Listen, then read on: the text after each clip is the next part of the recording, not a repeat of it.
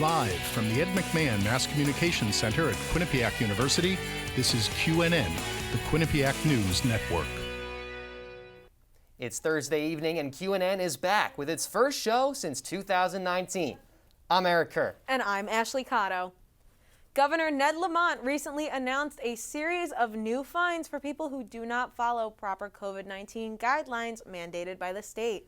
Here's Kay Pattyfoot with more on this story. As many college campuses close and go completely online, Quinnipiac seems to be going in the right direction with 0 positive cases so far.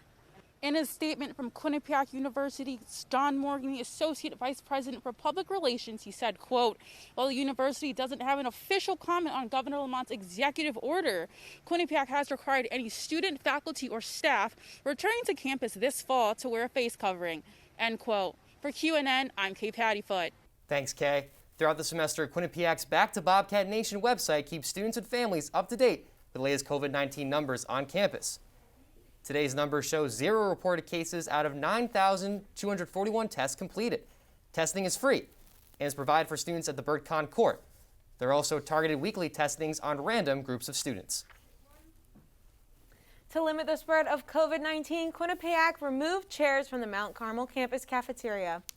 The removal was in response to several students sitting in seats with "Do Not Sit" stickers labeled on the table. Quinnipiac set up tents on the quad to provide additional seating to maintain social distancing. These outdoor seating locations are in South Lot and on the path to CCE. The coronavirus pandemic put a halt on theater nationwide, but Quinnipiac students found a way to make the show go on. All theater productions that occur this semester will be performed on Zoom. The QU Theater program will host their Zoom performance of Love and Information from November 12th to November 16th, while QU Fourth Wall will host their, quote, stay-at-home Zoom performance of 4 a.m. from October 23rd to October 25th. Students have been back on campus for 3 weeks now, and it's time for Quinnipiac clubs and organizations to attract new members during the Involvement Fair. Let's send it over to Jennifer Cuevas, who is live on the quad where the event is taking place. Jennifer? I'm here on the quad where, as you can see behind me, the Involvement Fair is in full swing. Members of clubs and organizations are asking students to just that, come on down and get involved. The last day of the fair will be tomorrow, take place at the same time and the same place from 4 to 6 p.m. here on the quad. Jennifer Cuevas, QNN, back to you guys. Thanks, Jennifer. Quinnipiac Intramurals hosted a mini golf tournament last Saturday. The event ran from 1 to 7 p.m., where students teed up for some putt-putt on the quad. Intramurals put together this event in order to provide a socially distanced physical activity. The winners of the tournament received a Quinnipiac Championship t-shirt. Connecticut high school football is officially canceled. The announcement by the CIAC yesterday follows the guidelines for fall sports set by the State Department of Health. Connecticut high school football players and coaches joined in peaceful protests as an attempt to change the decision. Though there is no football this fall, the CIAC is hopeful for a season in the spring.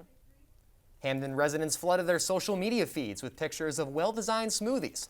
The Health Lounge U Nutrition on Windy Avenue opened last May, as customers are taking pictures with their drinks to post these photos on their Snapchats and Instagrams. Why? To get a $1 discount off their purchase. U Nutrition is open from 7 a.m. to 5 p.m. on Mondays to Fridays, 9 a.m. to 4 p.m. on Saturdays, and 10 a.m. to 2 p.m. on Sundays. The Veterans Association Club gathered for the 19th anniversary of 9/11 on Friday. The Quinnipiac community was invited to come together and pay respects. The flag was lowered half-mast and the clock tower rang for 2 minutes. These traditions are in honor of the attacks on the World Trade Center in New York and the Pentagon in Washington, D.C.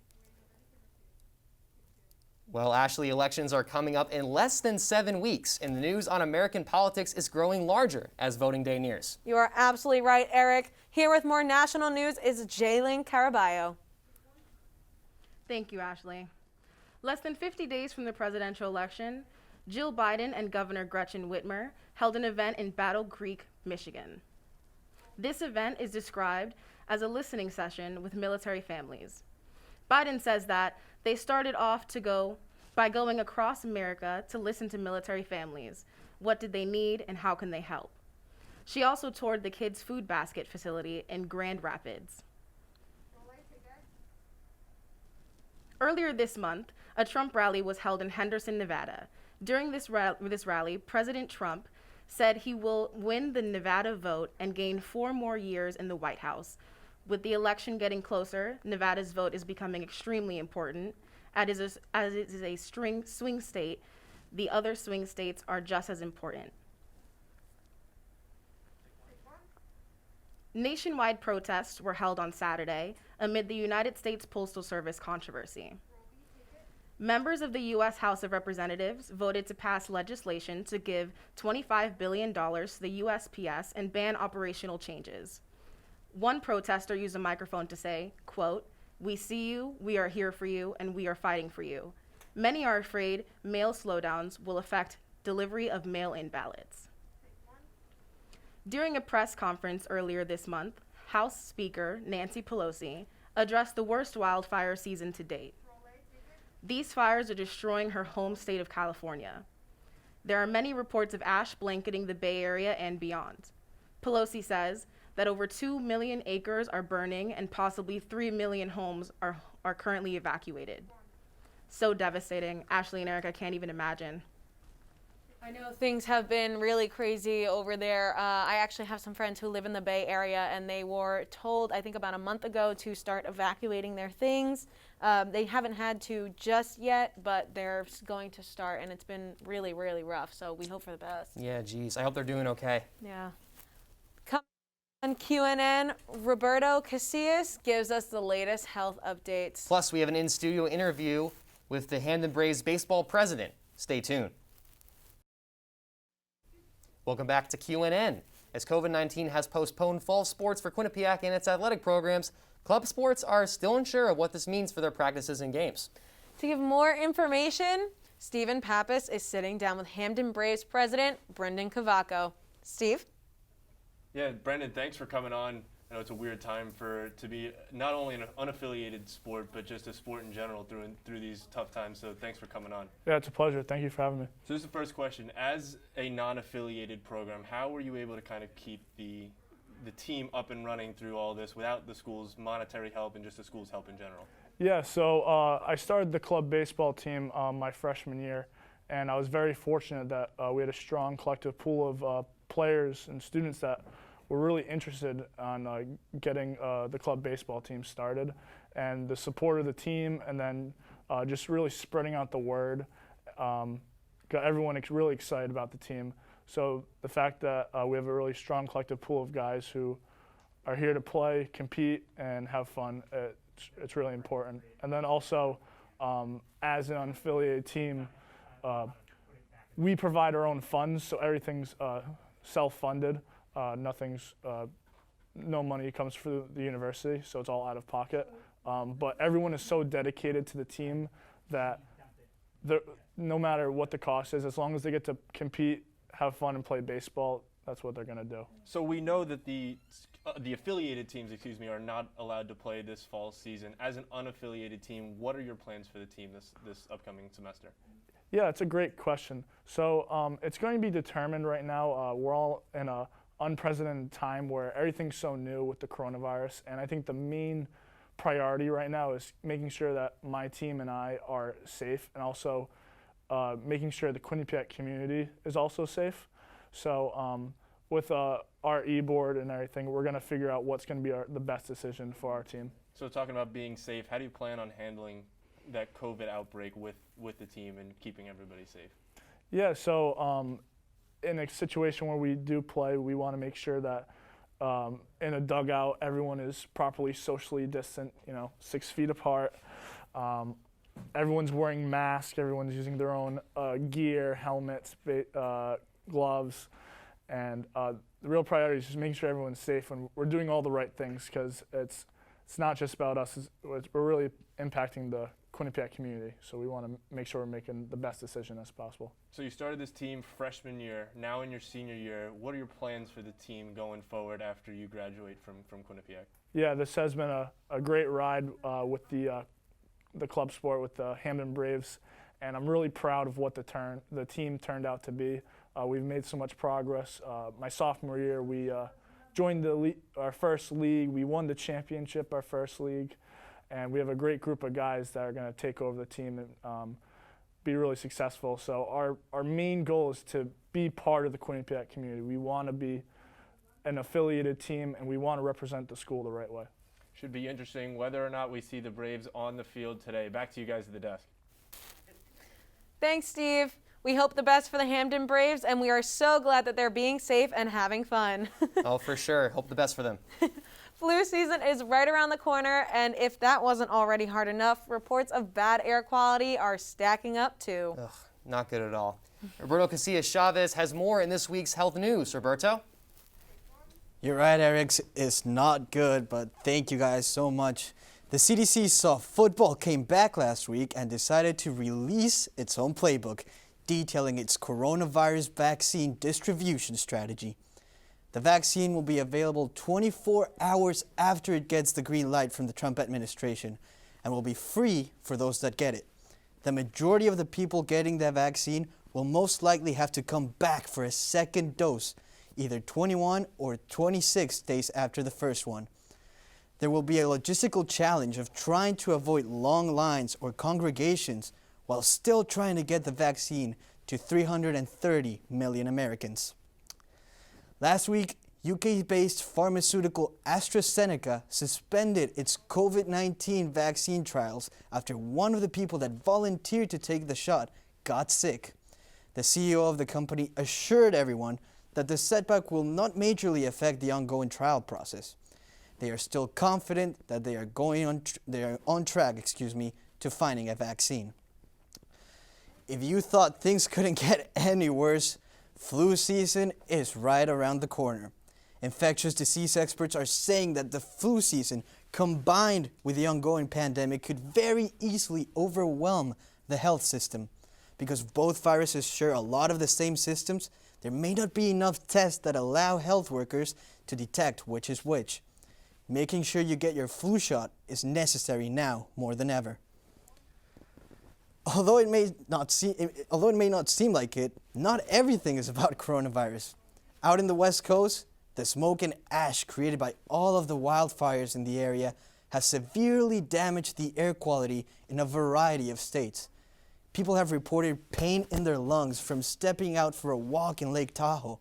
The bad air quality is unhealthy and can cause health issues for everyone, not only those with pre-existing conditions. We even got a little bit of that smoke here the other day. We could see the sun behind a cloud of dust. I don't know if you were able to see it while you were walking down the quad. Anyway, continue to follow health protocols, and in the words of one Eric Kerr, mask on. Back to you guys. Thank you, Roberto. And to Roberto's reference, he was actually referencing a song that I recently made about wearing your mask on campus called Mask On. Mask on, mask always on. Keep your mask when you're walking around campus. Absolutely. We're doing it, and you should too. Of course. Look at us. We're wearing masks right here in the studio. Coming up on QNN, Taylor Swift, Joe Exotic, all the popping trends, the entertainment news will be coming up soon. And we'll take a look at the 7-day forecast. We'll be right back. Welcome back. Now, Eric, I don't know about you, but my house has gone from extremely hot to very cold to the point where I have to turn off my fans and grab like 3 blankets. Yeah, I know. It's crazy. I remember blasting 3 fans in my dorm room to make sure I slept well at night, but how it has changed. Let's send it over to Shannon Tierney with this week's weather report. Shannon? Thank you, guys. Smoke from the West Coast made it all the way over to the East Coast this week. While this made for some pretty sunsets, it did worsen the air quality and lower temperatures. Looking at today's weather, it's around 75 degrees right now, partly cloudy. The high for today was 76 degrees with a low of 58. Moving into the next 2 days, on Friday, it's going to be partly cloudy. The high is 66 and the low is 58. And on Saturday, it will be more sunny with a high of 64 and a low of 44. Looking at the 7-day forecast for this next school week, it's going to be pretty sunny, as you can see here. Clouds on Tuesday and Friday. And you'll also see that it's a lot colder at the beginning of the week than the end, as at the beginning of the week, we're looking at temperatures ranging from the 40s and 60s. By the end of the week, we're getting temperatures ranging from the 50s and 70s. As you could tell, there was a lot of variations in those temperatures just from day to day, going from low 50s to high 70s just within one day. This basically just means that in the morning, it's going to be a lot colder, and as you get more and more into the day, in the afternoon, it will be a lot warmer. So I suggest if you have morning and afternoon classes, layering up, whether that be a zip up or a sweatshirt, or if you want to be like Taylor Swift, a cardigan. Well, that's all I have for this week, guys. Back to you at the desk. 50s, 60s, 70s. I love the cool temperatures coming up. It is starting to feel like fall, Ashley. I love fall, but I'm a little bit sad that it's not super hot outside. But you know what is hot? What's hot? Taylor Swift. Let's send it over to Izzy Agricola with the entertainment news. Thanks, guys. Netflix cancellations are at a multi-year high after #CancelNetflix began trending on Twitter last week. The movement against the streaming platform was sparked by the debut of the French film Cuties, which shows young girls performing sexually explicit dances. The movie has been slammed for pedophilia, but the filmmakers have defended it, saying it is a social commentary on the hypersexualization of children. And while Netflix is in hot water, one of its breakout stars of 2020, Joe Exotic of the hit docuseries Tiger King, is trying to get out of his trouble of his own. Exotic is currently serving 22 years in federal prison for a murder for hire plot. He has submitted an over 200-page pardon request to President Trump, claiming he has faced constant abuse from corrections officers. Filmmakers looking for a Best Picture Oscar will have to do a little more than just make a great movie starting in a few years. The Academy of Motion Pictures Arts and Sciences announced that starting in 2024, films will have to meet 2 out of 4 diversity requirements to be nominated for the coveted award. These new standards aim to promote representation in front of and behind the camera regarding elements like race and gender. Country, pop, indie, alternative, there seems to be fewer and fewer music genres that Taylor Swift has not dominated since she burst on the scene over a decade ago. And Wednesday night, she went back to her roots as she performed for the American Country Music Awards for the first time in 7 years. The singer-songwriter has won 9 ACMs, and while she did not receive any nominations this year, it is safe to say she has earned her spot in superstardom. And I will admit that in the past, I've had a little bit of a love-hate relationship with Taylor Swift, but after last night's performance, I can firmly say that I am once again a Swiftie. Eric and Ashley, are you guys fans? So I'm going to be completely honest here. I forgot that Taylor Swift was still popular and making music and things like that. She's not really on my radar. So now that I'm hearing this, this is the first time in a very long time I've heard her name. Yeah, definitely. For me, Taylor Swift, not the biggest fan either, but I do like some of the new songs that she is getting out there with Exile, Cardigan. Definitely my top 2 faves from her right now. Wow, I didn't even know she had new songs out, so thank you for letting me know. Of course, I got you.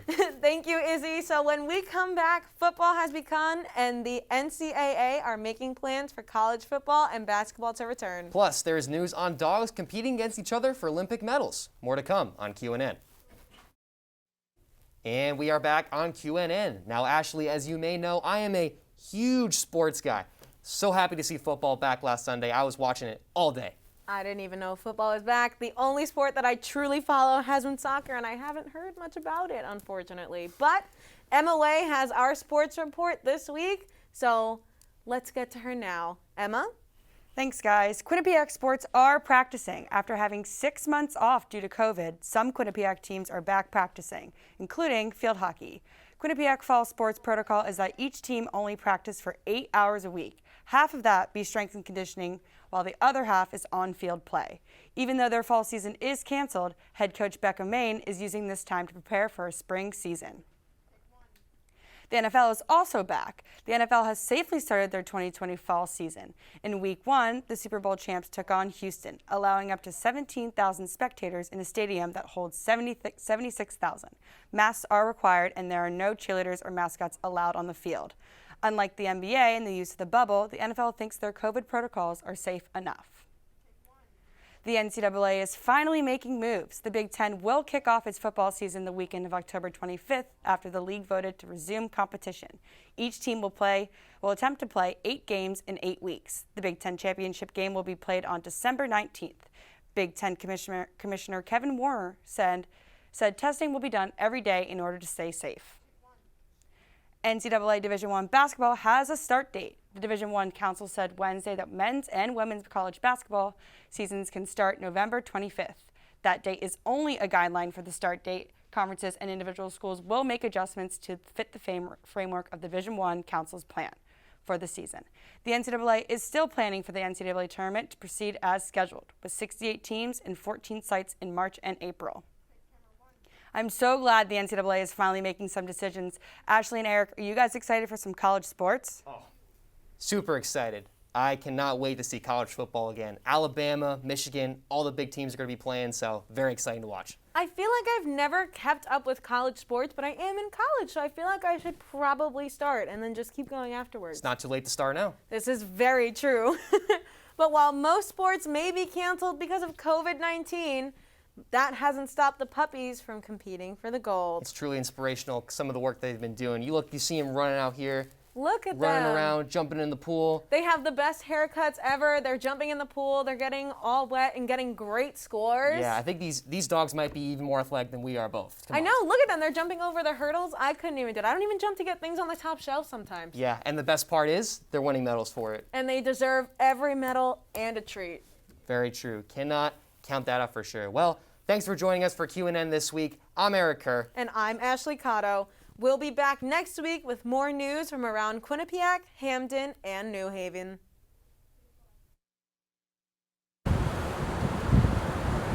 The corner of Canal and Locke Street is a peaceful place for New Haven's newest statue, King William Lanson. The statue was revealed on Saturday. Sculptor Dana King says it's a long overdue tribute to the man who helped build New Haven as we know it. This history is vital. People need to know the strength, the courage, and the dedication that African descendants gave to New Haven and continue to give to New Haven. Lanson, who was once a slave, overcame all obstacles to become a self-taught engineer in the early 1800s. He built sections of the Farmington Canal's wall, which is where Lanson's gaze looks to. Despite Lanson's accomplishments, not many people seem to know his name. I actually hadn't really heard about it, but I think it's really important that they're honoring kind of the New Haven history, and I'm definitely going to look it up kind of to learn more about it after. This statue comes at a critical point in America's history, between the upcoming election and the Black Lives Matter movement. I think it's really cool that they decided, or really important that they decided to make the statue about him, just because what's happening in our society right now with the Black Lives Matter movement and exercising your right to vote. I can't vote because I'm an international student, so it's important for other people to vote. September 26th will now be known as William Lanson Day in New Haven.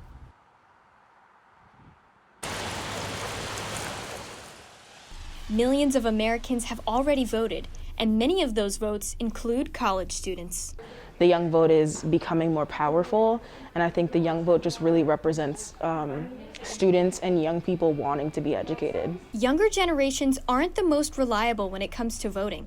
However, this year, it's different. A lot of, students themselves are saying vote, vote, vote, so I think everybody's just following, the new trend it is to vote. It's been so pushed into our face where students really feel like the fate of our democracy or just the fate of our nation is kind of really in the hands of this election. Even classes are canceling, so it gives people a day off to either go home and vote or, do whatever they need to do to help with the election. Associate Professor of Political Science Wesley Renfro sees the surge in young voters and explains how certain issues could be the cause. After 2016, there's a number of very important issues that speak to younger voters, things like climate change, some issues relating to minority rights and racial justice. And there's a lot of evidence that this is taking people who might not have otherwise voted, although they were eligible, and convincing them that it's in their best interest to show up at the polls. One great thing about our democracy is that we have the right to participate in an election. And of course, I think my vote matters. Like social media, campus is also reminding students to register and vote. In fact, Quinnipiac shuttles like these will be taking students to the polls on Tuesday from 11 a.m. to 2 p.m. Reporting from Quinnipiac University, I'm Katie O'Keefe. Thanks, Ashley. Despite all of the twists and turns of 2020, the show went on at the People's Choice Awards on Sunday night. However, in place of a traditional audience, fans had the chance to zoom in at the awards show. Demi Lovato held her own as the show's host, and live performances included Justin Bieber and sisters Chloe and Halle. Jennifer Lopez was also awarded as the People's Icon of 2020. And just in time for the PCAs, the TV medical drama series Grey's Anatomy returned to ABC last week. The show began its 17th season after stopping production back in March. The lead of the show, Ellen Pompeo, is signed on for another season after this one, but after that, we don't know. Pompeo says the show will end when she's ready for it to end. Taylor Swift is anything but a mad woman when it comes to owning her own music.